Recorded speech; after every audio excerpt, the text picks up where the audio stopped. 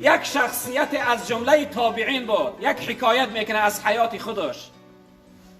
میگه من قصد کردم حج خانه خدا رفتم، قصد زیارت خانه خدا کردم، در طواف کعبه بودم، میگه گرد خانه کعبه طواف میکردم، ناگاه میگه در زمین دیدم که یک خلطچه طلا افتاده است، یک خلطچه درونش پر از طلا که 1000 تنگه طلا داشت درونش. میگه اون خلطچه را من از زمین برداشتم. وقتی خلطچه میگه که بجا کنتی، همین لحظه بود میگه صاحب این طلاها فریاد کرد و ای مردمگاه حاجی ها، من گفت یک خلطچه طلا ما گم کردم. در درون او گفت 1000 تنگه طلا هست. هر شخصیت یافته باشه اگر گردانده بودیه، من 30 تنگه طلای حلالی ما براش میبخشم، 30 تنگه حلالی براش میبخشم. شخصیت میگه من فکر کردم، گفتم هر جایی باشه من در حرم هستم، در کنار خانه خدا هستم، باید این چیزها را صاحب شد. از 1000 چیز حرام ده 30 چیز حلال برای من بهتر است. گفت گرداندم، میگه این 1000 تنگه را دادم، 30 تنگه برای من داد. وقتی حج ادا شد از حرم، وقتی بیرون میشدیم، یک گروه مردم غلام آوردن، غلام میفروختن. بعد از آن میگه گفتم که همین 30 تنگه را به من یک غلامش بخرم برام بهتر است که دوام رفته با من خدمت میکنه، کار ما پیش میبره. میگه این 30 تنگه را یک غلام خریدم، غلام همراهیم به خانم آوردم. بسیار غلامی با وفا و محنتی و کارگر بود، من راضی بودم از این غلام. دوام 4 سال این غلام همراهی من میگه ایستاد. وقتی همراهی من این غلام دوام 4 سال ایستاد، بعد از 4 سال میگه دوباره قصد کردم که حج میروم. غلام گفتم که ای غلام، بسیار غلامی با وفا و خوب هستی، در برابر این خدمت ها من این سال همراهی خودم حجت میبرم. میگه غلام همراهیم گرفتم، در راه آمده غلام میگه یک سیر برای من گفت مولا گفت در اصل من غلام نیستم، من شاهزاده هستم.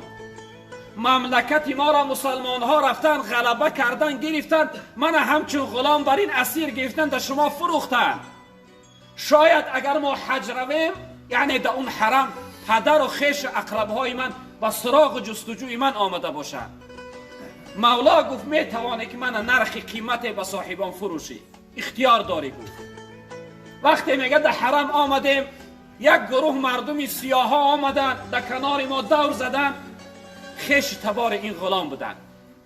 میگه غلام نزد من آمد، گفت مولا گفت اینها صاحب های من هستند. پدرم گفت اینها را برای خریداری من رای کرده است. پدرم گفت برای آزاد کردن من 50,000 تنگه طلا رای کرده است. اگر بخواهی این تنگه ها را بگیر من آزاد که، اگر نخواهی اختیار، من غلامی تو هستم.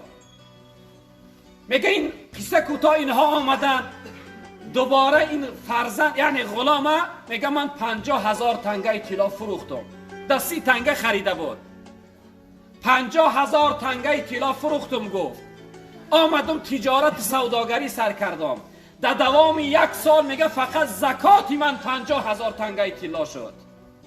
خداوند با چنان برکت داد که در دوام 1 سال فقط 50,000 تنگه طلا چی شد؟ میگه زکاتی من شد که زکات میدادم.